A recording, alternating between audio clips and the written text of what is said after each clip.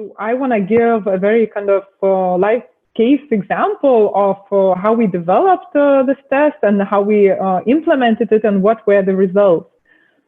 So as Jurgen has already kind of said, the topic that we wanted to look at and the topic that we kind of mapped is how do we increase the number of female entrepreneurs? And we ourselves are not really an incubator. We're more of a kind of entrepreneurship and startup support organization. So we operate in a bit of different settings. So we have to kind of localize it to fit our kind of needs and basically our context. So we said let's kind of let's set some kind of a target, and the target for us could be how do we encourage more women to apply to the programs that we have, and we had quite a few programs that were running aimed at either helping people become entrepreneurs or already assisting startups that have a business and helping them either scale to other countries or get connected to investors, etc. So we kind of, in this mapping and sketching exercise, we said, okay, so we're a project-based organization. It might be difficult to actually start a new initiative. Let's see at the programs we have already running and see how we can use, how we can kind of design these new tests and implement them. So we kind of discussed, should we target the existing programs and for more mature companies? So let's say if we have, should we aim to have more female startup founders join our programs? But for us, this was a bit of a limiting factor because some of our projects actually target very specific verticals. So we said, let's make it quite broad to make sure that we get results from this experiment. So we have actually decided to choose quite a generic program that we had running at that time that was aiming at simply helping people develop their entrepreneurship skills. And we wanted to see what are the current obstacles that we're dealing with here. Is entrepreneurship in general perceived more as a kind of male-dominated, field? Do we have enough examples of successful women? In general, if we position the program in a certain way, can that affect women's kind of willingness to join the program? So with that kind of background in mind, we decided which program to choose and then created the prototype. So quite luckily for us, we had a program running that was, it was already targeting women, but we wanted to see, can we increase their engagement and what would be the tools to get them to apply to the program. So the program actually helps women develop business and technical skills.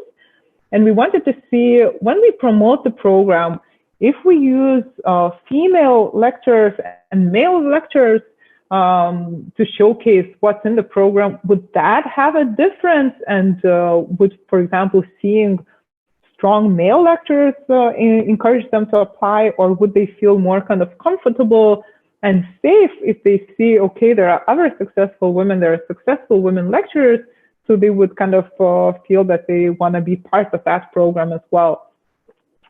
So our prototype was to run different ad campaigns, and we wanted to choose to kind of minimize all these, subjective criteria that might affect the results. So we chose people who had quite similar positions, that they also were kind of representatives of the same subject. So if we have topics on kind of business modeling, let's say, or finance, or HR, or branding, so we chose two experts that represent the same field, so that, let's say, interest in a particular topic area wouldn't affect, our results. We also targeted and asked, we wanted to use quite visually appealing, photos, and we asked for professional photos. So, so that also this wouldn't kind of affect, on social media, images are very powerful, so that wouldn't become kind of a factor.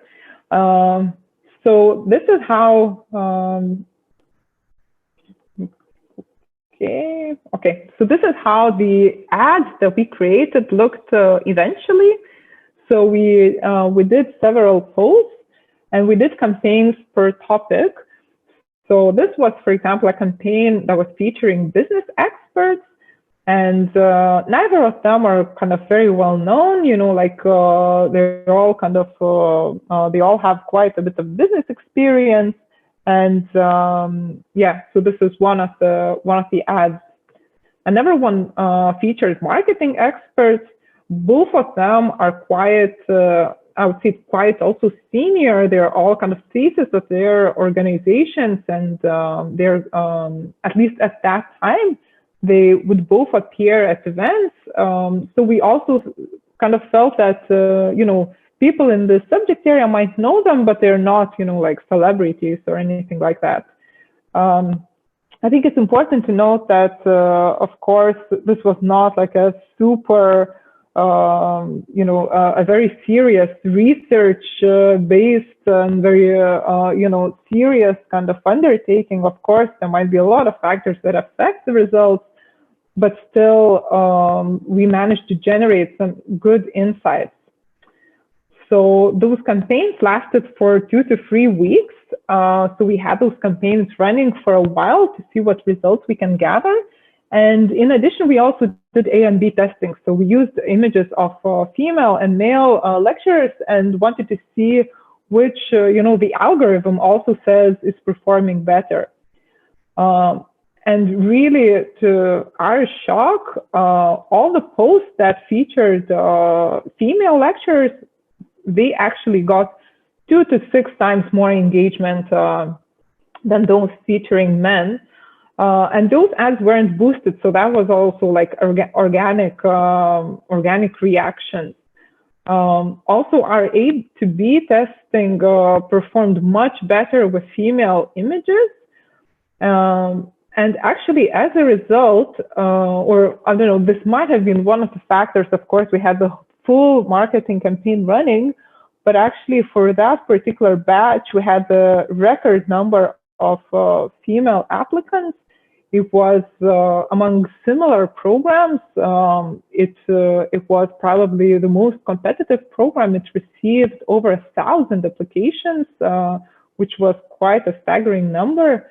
So for us, this was really kind of an interesting experiment and an interesting way to see that this might actually, you know, affect the way people behave in a very powerful way.